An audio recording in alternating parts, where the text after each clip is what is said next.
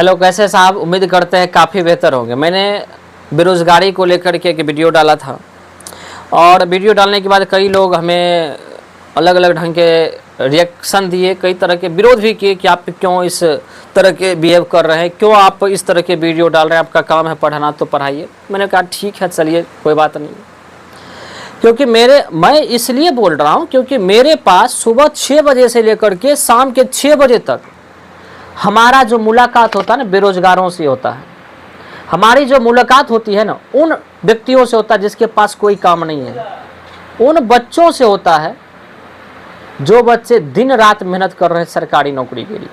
क्योंकि हम बिहार से हैं भैया, और इस बिहार में कोई बड़ी इंडस्ट्रीज नहीं है कि गरीब के बच्चे उस इंडस्ट्रीज में प्राइवेट काम करने के लिए जाए। गुजरात नहीं है कि सारे फैक्ट्री उठा करके, सारे पैसा उठा करके गुजरात पहुंचा दिया जाए, सारे गुजराती व्यक्ति को धनाढ़ बना दिया जाए।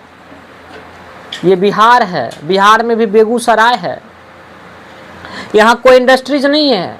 इंडस्ट्री जो भी थी वो भी बंद पड़ा हुआ है। तो यहाँ के जो गरीब के बच्चे हैं वो कहाँ रोजगार करेंगे, किस कंपनी में जाएंगे? और जहाँ जहाँ बीजेपी की सरकार है वहाँ पर देखिए प्राइवेट कंपनी में भी वहाँ पर अस्थायी निवासी को जोड़ने के लिए मजबूर कर दिया है। वहाँ की सरकार, हरियाणा सरकार वर्तमान में रूल लाई है कि 75% प्राइवेट सेक्टर में भी वहाँ के हरियाणा के अस्थायी निवासी को ही काम मिलेगा। तो बताइए बिहार के बच्चे कहाँ जाए? सरकारी नौकरी के लिए आप वैकेंसी निकालेंगे नहीं, फैक्ट्री बिहार में है नहीं। हरियाणा पंजाब जाने के बाद वहाँ पर नियम बना दिए गए, वहाँ पर बिहारियों को काम मिलेगा नहीं। तो आप क्या चाहते हैं, बिहारियों को भूखे मार दें?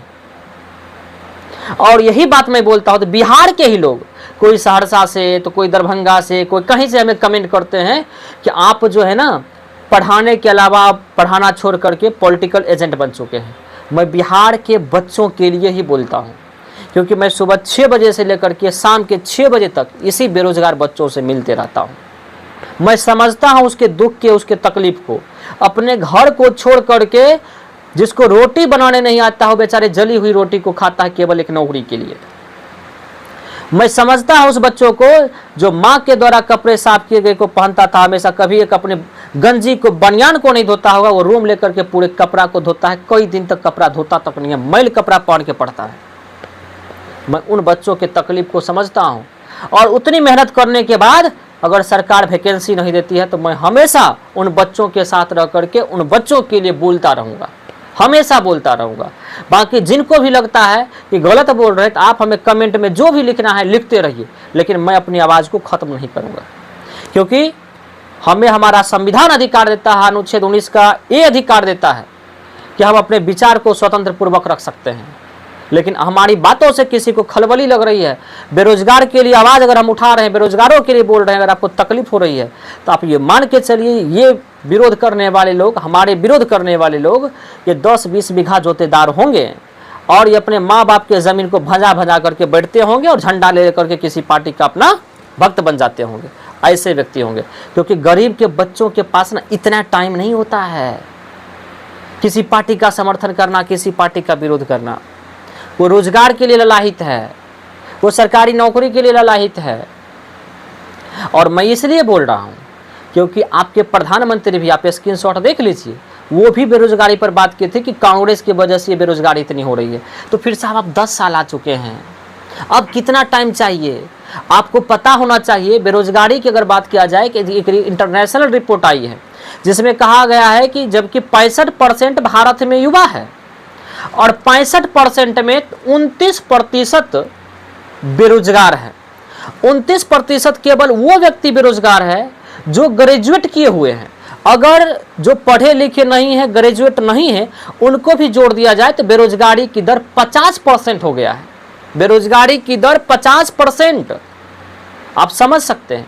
और 29% वो लोग बेरोजगार हैं जो ग्रेजुएट करके, ग्रेजुएशन करके बैठे हुए। 29% वो बेरोजगार हैं। अब समझ सकते हैं, ग्रेजुएट व्यक्ति 29% बेरोजगार है। अब इससे बुरा इस देश का क्या होगा कि इस देश का युवाओं की आबादी 65% और 65% में 50% आबादी उसका, ये युवा जो है सो बेरोजगार है। और उस 50% में 29% जो ग्रेजुएट हैं वो बेरोजगार है। अब कितनी बेरोजगारी बढ़ेगी। सरकार तो पहले कर रही थी, जब सरकार में नहीं थी, वर्तमान सरकार विपक्ष में थी, 2013 में हल्ला तो कर रही थी बेरोजगारी बेरोजगारी। अभी मैं जब उसी बात को दोहरा रहा हूं, आपके प्रधानमंत्री के बात को ही दोहरा रहा हूं, तो आपको बुरा लग जाता है। देखिए, आप किसी पार्टी का समर्थक बनिए, लेकिन उस पार्टी के द्वारा गलत नीति को भी आप समर्थन मत करिए। मैं पता है कि बीजेपी की 370 जो धारा है उसका मैं समर्थन करता हूं, 3 तलाक जो है उसका मैं समर्थन करता हूं, लेकिन महंगाई का मैं कभी समर्थन नहीं करूंगा। शिक्षा पर जो टैक्स लगा दिएगा उस पर कभी समर्थन नहीं करूंगा। नौकरी की बात कभी नहीं करते, उसका कभी समर्थन नहीं करूंगा इस मैटर पर। और आप जानते हैं कि माननीय जो वर्तमान सरकार है उसके एक सांसद हैं आजमगढ़ से, रिक्शा वाला, आप जानते ही हैं, उनसे पूछा गया, आप देख लीजिएगा उनका वीडियो, ये जो आप साइड में देख रहे हैं थंबनेल, ये वीडियो जाकर के देखिएगा, मैं नहीं चला सकता हूं कॉपीराइट की वजह से, आप देखिएगा। जब उनसे पूछा गया कि बेरोजगारी को दूर करने के लिए वर्तमान सरकार का जो आप समर्थन कर रहे हैं, नरेंद्र मोदी का समर्थन कर रहे हैं, तो वो बेरोजगारी को दूर करने के लिए क्या क्या किए, तो उन्होंने जवाब दिया, बेरोजगारी को दूर करने के लिए क्या किए। मीडिया वाला जब उनसे पूछा क्या किए क्या नहीं किए, ये पहले बताइए। बेरोजगारी को दूर करने के लिए सबसे पहले नरेंद्र मोदी ने अपनी पत्नी को छोड़ दिया। क्यों? क्योंकि इसलिए करके पत्नी के साथ अगर वो रोते तो 2-4 को बेरोजगार फिर पैदा हो जाता। अब बताइए, ये जवाब है उन सांसद महोदय का जिन्हें हम जीत करके भेजते हैं, सांसद भेजते हैं उनको कि इस देश की भाग विधाता को लिखे। और बेरोजगारी को खत्म करने के लिए देखिए इनके पास पॉलिसी क्या है कि नरेंद्र मोदी इसलिए अपने पत्नी को छोड़ दिए हैं क्योंकि अगर वो पत्नी के साथ रहते तो 2-4 बेरोजगार और पैदा हो जाते। योगी आदित्यनाथ इसलिए विवाह नहीं किए क्योंकि अगर विवाह कर लेते 2-4 बेरोजगार पैदा हो जाते। ये उनका जवाब रहा। और उल्टे जो मीडिया था उनसे पूछने के लिए तैयार हो गया वो सांसद कि आप जो ये माइक लेकर के घूम रहे हैं ये रोजगार है कि नहीं है, आप जो कैमरा लेके घूम रहे हैं ये रोजगार है कि नहीं है।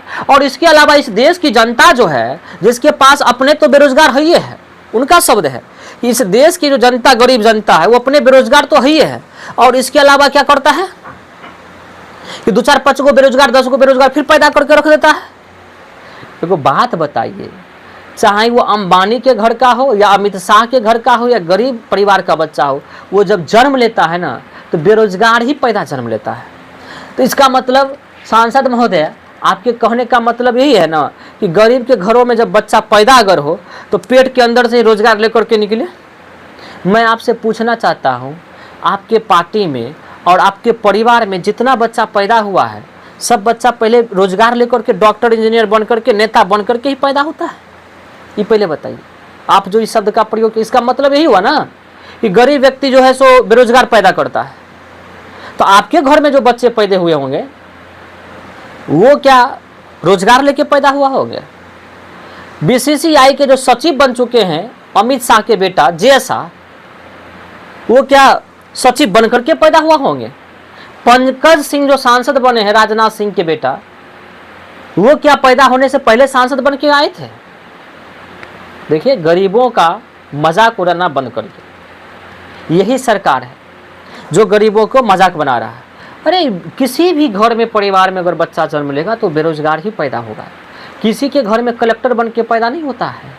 आप भी जन्म लिए होंगे ना माननीय सांसद महोदय, आप तो रिक्शा लेके घूम रहे थे, निरहुआ रिक्शा वाला बना रहे थे, मैरून कलर सरिया बना रहे थे, आप तो रोजगार में भी थे, फिर सांसद में क्यों आए? ये कभी सोचे हम लोग? मैं आपको बताता हूँ, जितने भी फिल्म इंडस्ट्रीज के लोग हैं इन सब के पास काला धन पड़ा हुआ है। सब लोग नाजायज तरीकों से पैसा को जमा किया है। और ये सारे जितने भी आप देखिएगा, जितने भी ये फिल्म इंडस्ट्री से जुड़े हुए लोग होंगे, चाहे खेल से जुड़े हुए लोग होंगे, ये सारे देखिएगा कि अपने पैसों को छुपाने के लिए, अपने टैक्स को छुपाने के लिए ये किसी ना किसी पार्टी की सदस्यता लेकर के सांसद बनते हैं।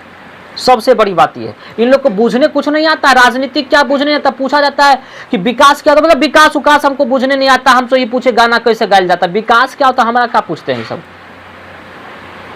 देखे होंगे पवन सिंह का इंटरव्यू इसी तरह का, विकास क्या क्यों नहीं हम नहीं जानते हैं उसको, हमको गाना उना बताइए, हम गाना में जानते हैं।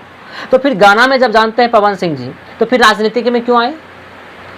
क्योंकि आप अपने ब्लैक मनी को जमा करना चाहते हैं, छुपाना चाहते हैं।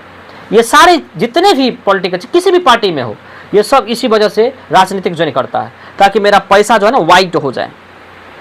और जितने भी राजनेता जब बनते हैं, मैं बताता हूँ, ये साले फिल्म इंडस्ट्रीज, खेल से जुड़े हुए, अलग अलग विभागों से जुड़े हुए लोग पहले राजनीतिक में आते हैं, राजनीतिक में आकर के काला धन को छुपाते हैं, और उससे भी जो बच्चा खुचा रहता है तो कोई क्या करेगा, कॉलेज खोल लेगा, कोई कुछ खोल लेगा, कोई कुछ खोल लेगा, और इसके आधार पर क्या करेगा, पूरा क्लियर कर देगा पैसा को। इसलिए ये लोग आते हैं राजनीतिक में। बाकी इनको राजनीतिक कोई ज्ञान नहीं है। आप संविधान का 5 गो आर्टिकल पूछ लीजिए ना, इनको पता नहीं होगा, कुछ नहीं पता होगा वो इनको। तो बताइए बेरोजगारी पर कैसा ज्ञान देंगे ये? इसी तरह का ज्ञान देंगे कि गरीब लोग बेरोजगार पैदा कर देता है 4 गो 5 गो। तो जब आपको लगता है कि जनसंख्या अधिक हो गई है, तो आप जब 3 तलाक बना सकते हैं, 3 तलाक को खत्म कर दिए, 370 को खत्म कर दिए, राम मंदिर जैसे मुद्दों को सॉल्व कर दिए, तो आप जनसंख्या नियंत्रण कानून नहीं ला सकते हैं? बिल्कुल ला सकते हैं। और ये सब धर्म के लिए जरूरी है। जनसंख्या हर परिवार को उत्थान करने के लिए, हर परिवार को विकास करने के लिए उसे जनसंख्या नियंत्रण करना पड़ेगा। आप लाइए इस कानून को, हम लोग समर्थन करेंगे इस कानून का, लेकिन आप नहीं लाएंगे। क्योंकि अगर ये ला देंगे, ये कानून पास हो जाएगा, तब का चुनावी मुद्दा ही समाप्त हो जाएगा, हिंदू मुस्लिम ही समाप्त हो जाएगा। नहीं लाएंगे आप, हम जानते हैं। इसीलिए अगर बेरोजगारी पर आपको ज्ञान नहीं है तो ऐसा करिए, कहीं पर ट्यूशन आप ले लीजिए, बेरोजगारी को कैसे खत्म किया जाए। फिर आप अपने हिसाब से बोल सकते हैं, क्योंकि आपको भी ये संविधान बोलने का अधिकार दिया है। लेकिन किसी भी व्यक्ति के, गरीब व्यक्तियों के मान हानि करके, उसके सम्मान को ठेस पहुंचा करके, उसको अपमानित करके आप किसी भी मुद्दों पर अपनी बात नहीं रख सकते। अगर आपको मेरी वीडियो सही लगा और आपको लगा कि उनका जो बेरोजगारी पर जो ये युवाएं हमारे पास आते हैं पढ़ने के लिए, उनके मुद्दों पर उनका जो बयान है वो गलत है, तो आप ज़रूर इस वीडियो को शेयर करें, ताकि लोगों को ये बातें समझ में आए कि हम ऐसे ऐसे सांसदों को चुनना बंद करें, एक शिक्षित सांसद को चुनना शुरू करें, ताकि वो हमारी बेरोजगारी को, हमारी शिक्षा के महत्व को समझ पाए। तब तक के लिए थैंक यू, नमस्कार, जय हिंद।